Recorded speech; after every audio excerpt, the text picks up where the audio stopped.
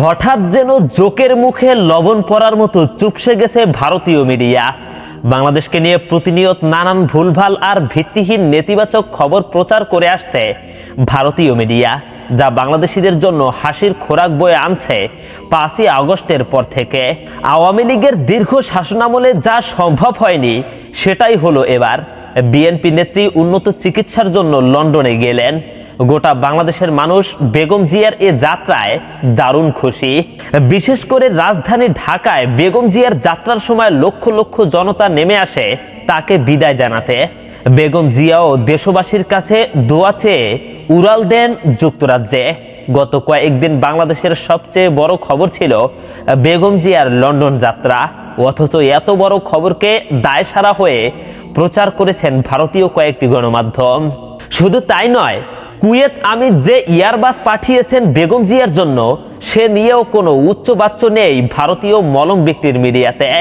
দীর্ঘ 15 বছরের স্বৈরা শাসনের পর পালিয়ে যেতে হয়েছে লেডি হিটলার শেখ হাসিনাকে, আর বেগম জিয়াকে বিদায় জানাতে গণজোয়ারে ভেসেছিল রাজধানীর রাজপথ।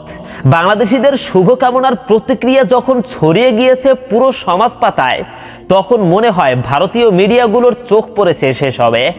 লেডি হিটলার শেখ হাসিনা বাংলাদেশ থেকে পালিয়ে যাওয়ার পর ভারত থেকে যুক্তরাজ্যে তার আশ্রয়ের জন্য আবেদন করা হয়েছিল বলে জানা যায়। শেখ হাসিনার বোনের মেয়ে খালাকে লন্ডন রাখতে খোদ যুক্তরাজ্যের সিটি মিনিস্টার টিউলিপ সিদ্দিকও দেন দরবার করেছিলেন বলে শোনা যায়, কিন্তু যুক্তরাজ্যে অবস্থানের অনুমতি পাননি শেখ হাসিনা। অন্যদিকে কাতার আমিরের এমন উপহার আর লন্ডনেই বেগম জিয়ার অবতরণ অনেকের ভালো না লাগারই কথা। এমনটাই আলোচনা সমালোচনা চলছে বিভিন্ন সামাজিক যোগাযোগ মাধ্যমে। নেটিজেনদের অনেকেই দুই নেত্রীর বিদেশে যাওয়ার মুহূর্ত নিয়ে সামাজিক যোগাযোগ মাধ্যমে বেশ সরব। তারা বলছেন, জনরোষে একজন পালিয়েছেন দুপুরের খাবার না খেয়ে, আরেকজনের যাত্রায় শুভকামনা জানাতে রাজধানী পরিণত হয়েছিলেন জনসমুদ্রে। বাংলাদেশের অভ্যন্তরীণ বিষয় নিয়ে নাক গলানোর যে দীর্ঘ চর্চা ভারতের, তাতে দেশটির সম্মান হারাচ্ছেন বলেও মন্তব্য করেছেন অনেকেই। এদিকে শেখ হাসিনার পাসপোর্ট বাতিলের কারণে তার ভিসার মেয়াদ বাড়িয়েছে মোদী সরকার।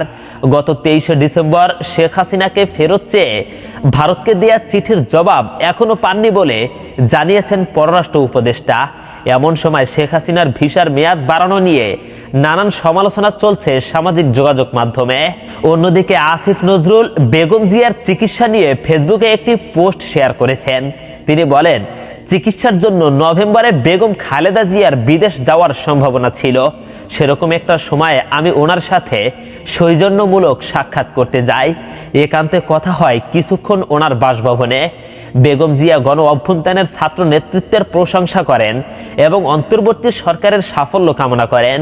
তিনি জানান, সব সময় তিনি খবর রাখেন দেশের। আসিফ নজরুল বলেন, আমি ওনার স্বাস্থ্যের কথা, হাসিনা শাসন আমলের দুঃসহ সময়ের কথা জানতে চাই বেগম জিয়ার কাছে। লক্ষ্য করি তিনি একবারও শেখ হাসিনার নাম নিচ্ছেন না। অবশেষে সরাসরি জানতে চাই, এত সাফার করলেন আপনি, শেখ হাসিনার উপর রাগ লাগে না আপনার? তখন তিনি একটু নীরব থাকেন। তারপর মেলান কণ্ঠে বলেন, রাগ করে কি করব বলেন? আল্লাহর কাছে বলি, আমি অবাক হই 15টা বছর শেখ হাসিনা কি জঘন্য ও অশ্লীল মিথ্যাচার আর নির্মম নির্যাতন করেছেন বেগম জিয়ার প্রতি, এবং একই সঙ্গে ওনার দলের হাজার হাজার নেতাকর্মীকে, অথচ একটা খারাপ শব্দও তিনি উচ্চারণ করলেন না শেখ হাসিনাকে নিয়ে। আগামীকাল বেগম জিয়া চিকিৎসার জন্য যাচ্ছেন লন্ডনে। আল্লাহর কাছে দোয়া করি তিনি যেন সম্পূর্ণ সুস্থ হয়ে ফিরে আসেন দেশে, আবার যেন ভূমিকা রাখতে পারেন বাংলাদেশের গণতন্ত্র আর অগ্রগতি নির্মাণে। অন্যদিকে চাঁপাইনবাবগঞ্জে ভারত বাংলাদেশ সীমান্তের নোম্যান্স ল্যান্ডে কোনো সমঝোতা ও পূর্ব আলোচনা ব্যতীত কাঁটাতারের বেড়া নির্মাণের পথ থেকে সরে গেছে বিএসএফ। তারা জানিয়েছে, চাঁপাইনবাবগঞ্জে বিজেপি বিএসএফ এর বৈঠকের পর অনুমতি ছাড়া সীমান্তে বেড়া ও রাস্তা নির্মাণ করবে না বলে সম্মত হয়েছে ভারত সীমান্তরক্ষী বাহিনী বিএসএফ। জেলার শিবগঞ্জ উপজেলার চৌকা সীমান্ত এলাকায় কাঁটাতারের বেড়া ও রাস্তা নির্মাণকে কেন্দ্র করে উত্তেজনাজনক পরিস্থিতিতে এ বৈঠক হয়। বৈঠকের পর থেকে সীমান্ত এলাকার পরিস্থিতি স্বাভাবিক রয়েছে। চলছে বিজিবির নিয়মিত ও সতর্ক অবস্থায় টহল। আর বিজিবির মতো উৎসুক সীমান্তবাসী নজর রাখছেন সীমান্তের দিকে। বিজিবি ও স্থানীয় সূত্র থেকে জানা যায়, বিজিবি বিএসএফ এর সর্বশেষ সেক্টর কমান্ডার পর্যায়ে বৈঠকের পর বিরোধপূর্ণ 1200 গজ কাঁটাতারের বেড়াবিহীন সীমান্তে বিজিবি সদস্যরা টহল দিচ্ছেন এবং সীমান্তের ওপারেও বিএসএফ সদস্য নিয়মিত টহল দিচ্ছেন। বাড়তি সব জেআইএনকে প্রত্যাহার করেছে উভয় দেশ। তবে বাংলাদেশ অংশের সীমান্ত এলাকার কিছু দূরে উৎসুক জনতার ভিড় লক্ষ্য করা গেছে। বৈঠকের সিদ্ধান্ত মোতাবেক সীমান্ত এলাকায় ভিড় এড়াতে বিজিবির সদস্যরা এবং বিভিন্ন স্থান থেকে আগত জনসাধারণকে ফিরিয়ে দিচ্ছে। অন্যদিকে ভারতীয় অংশে কোনো সাধারণ নাগরিককে দেখা যায়নি। মোনাকষা ইউনিয়নের সাবেক ওয়ার্ড সদস্য সমীর উদ্দিন বলেন, এখন সীমান্তের অবস্থা ভালো আছে। বিএসএফ রাস্তা ও কাঁটাতারের বেড়া নির্মাণ বন্ধ রেখেছে। ছুটির দিন হওয়ায় উৎসুক জনতা ভিড় জমাচ্ছে। বিএসএফ বারবার পতাকা বৈঠকের পরও বেড়া দেওয়ার চেষ্টা করায় সীমান্তবাসী বিএসএফকে বিশ্বাস করতে পারছে না। আর এজন্যই সীমান্তবাসীর নজর সীমান্তের দিকে।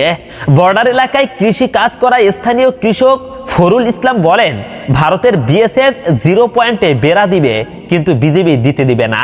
এই নিয়ে বিজেপি বিএসএফ এর মধ্যে বিরোধ সৃষ্টি হয়েছিল, যা নিরসন হয়ে গেছে। এছাড়া বিজিবির টহল টিমের অতিরিক্ত সদস্য দেখতে পাচ্ছি না এখন আর।